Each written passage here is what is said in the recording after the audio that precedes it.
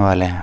देखिए, स्टार्ट करने से पहले एक बात आपको बता दूं कि सिविल प्रोसीजर कोड जो बेयर एक्ट है उसकी लैंग्वेज पर ना जाकर मैं बहुत ही ईजी लैंग्वेज में आपको समझाऊंगा, जिससे कि आपको क्या है आसानी से समझ में आ सके। बाद में फिर इसे हम एग्जाम्पल के माध्यम से भी समझेंगे, जिससे पूरा क्लियर हो जाए। आइए सबसे पहले देखते हैं कि आयोग कमीशन क्या होती है। सिविल कोर्ट में दाखिल केस को निर्णय तक ले जाने के लिए कोर्ट को विभिन्न पहलुओं को ध्यान में रखना होता है, लेकिन कुछ केसों में ऐसे विषय होते हैं जिन्हें दस्तावेजों से समझ पाना अथवा दस्तावेजों के आधार पर किसी निष्कर्ष पर पहुंच पाना मुश्किल होता है। उदाहरण के लिए, वादी कहता है कि इस संपत्ति पर उसका अधिकार है और प्रतिवादी भी यही कहता है कि इस संपत्ति पर उसका अधिकार है, और दस्तावेजों एवं सबूतों से भी कोर्ट यह डिसाइड नहीं कर पाता कि आखिर में संपत्ति पर किसका अधिकार है, अर्थात कौन संपत्ति का असली मालिक है।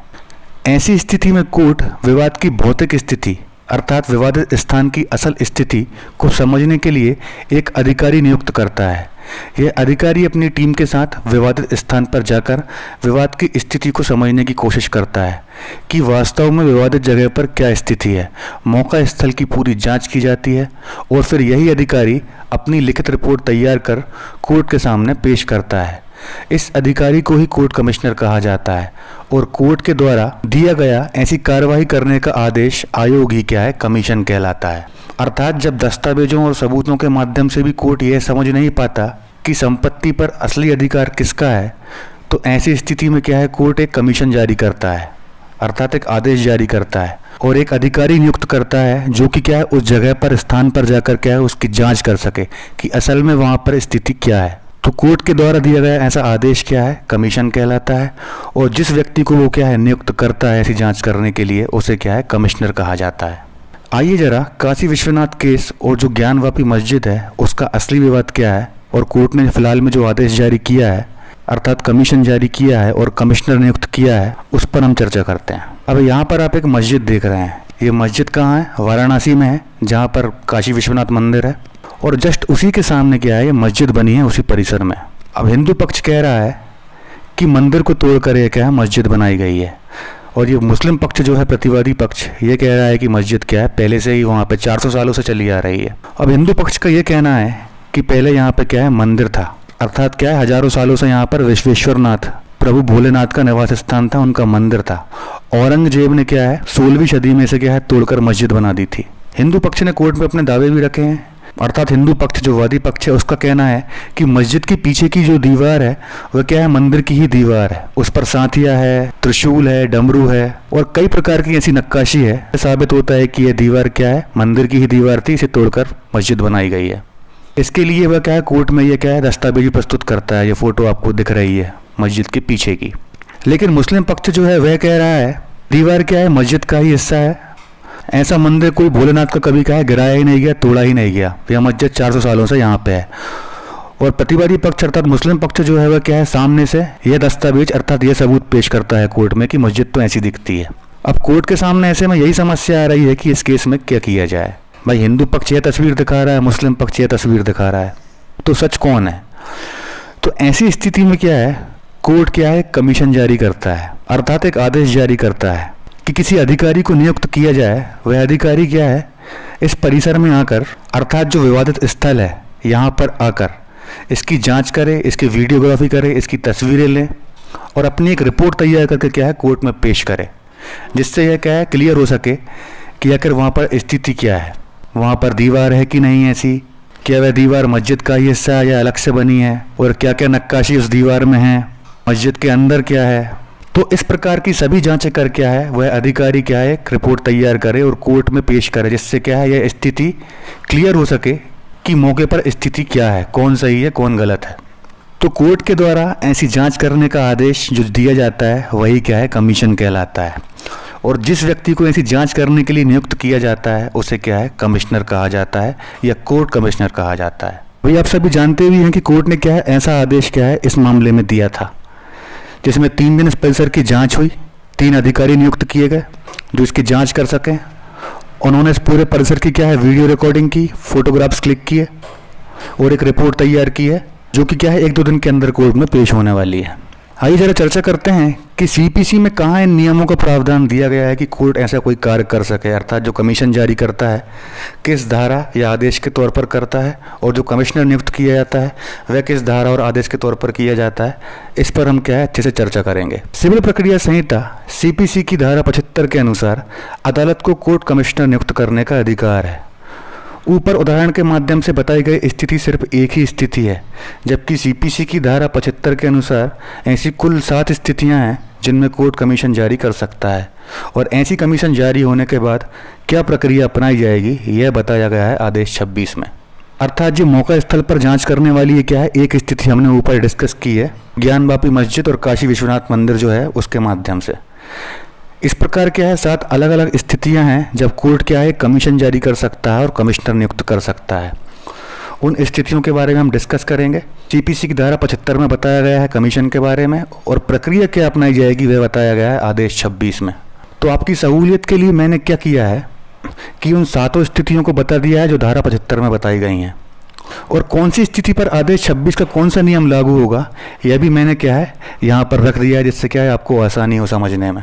और बेरेट की लैंग्वेज को चेंज करके क्या है बिल्कुल इजी वर्ड में मैंने आपके सामने यहाँ पे रखा है, तो इसको आप नोट भी कर लीजिएगा जिससे आप कभी भूल ना पाएँ। तो आइए पहली स्थिति देखते हैं। पहला, किसी व्यक्ति की परीक्षा करने के लिए आदेश 26 नियम 1 से 8।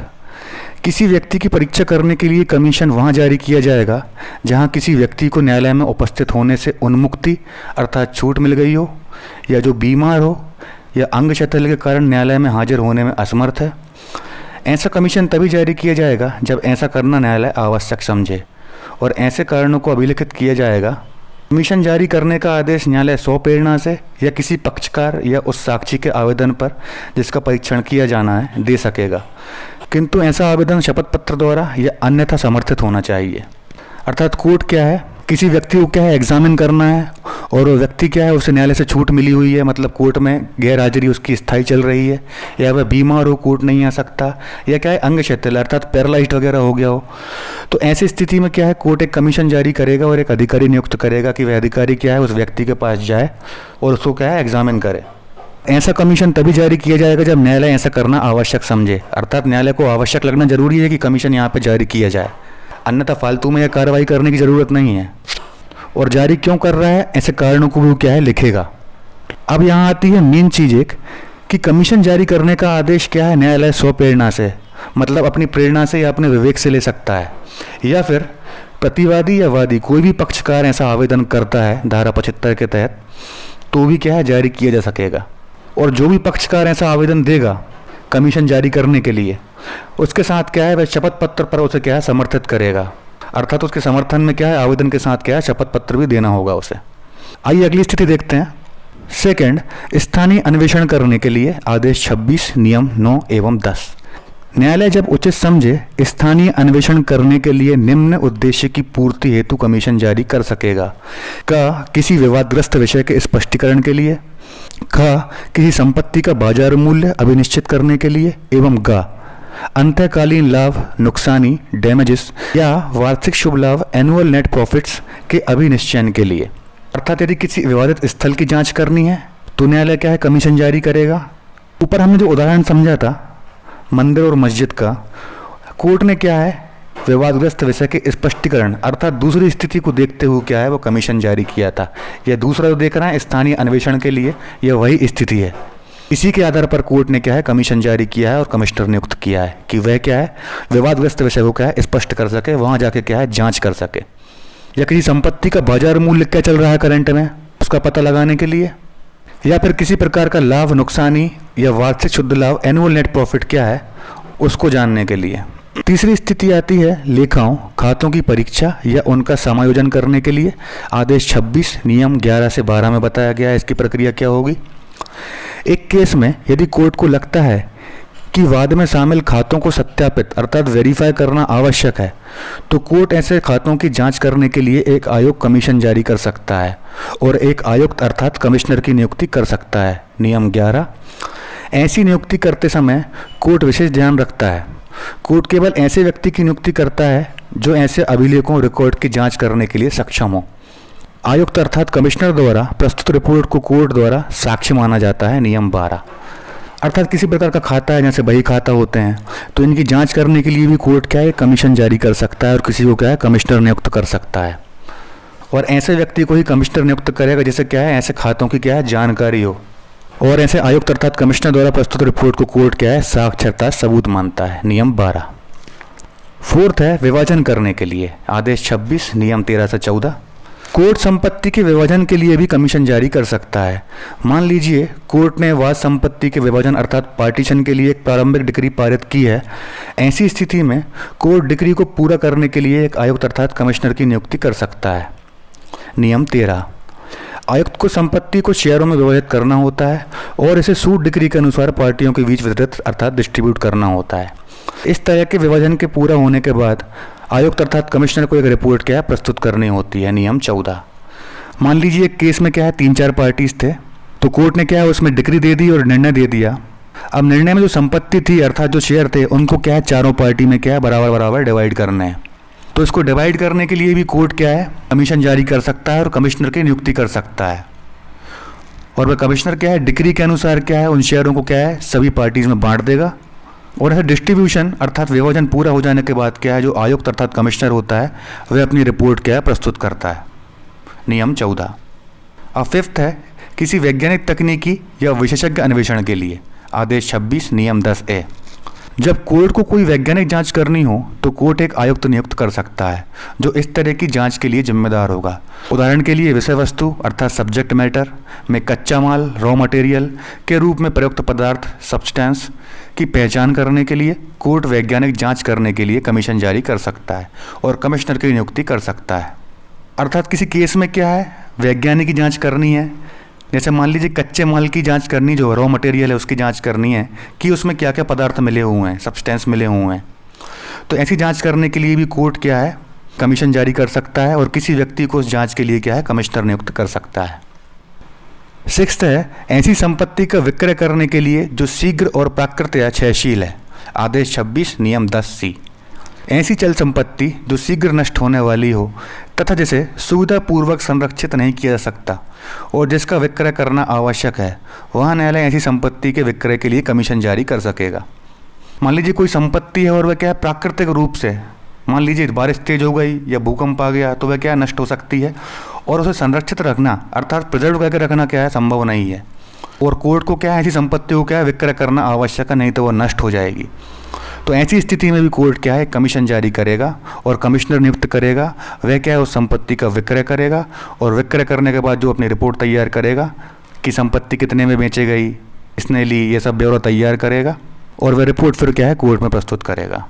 और सातवीं स्थिति है कोई अनुसचिवी कार्य करने के लिए, आदेश 26 नियम 10B।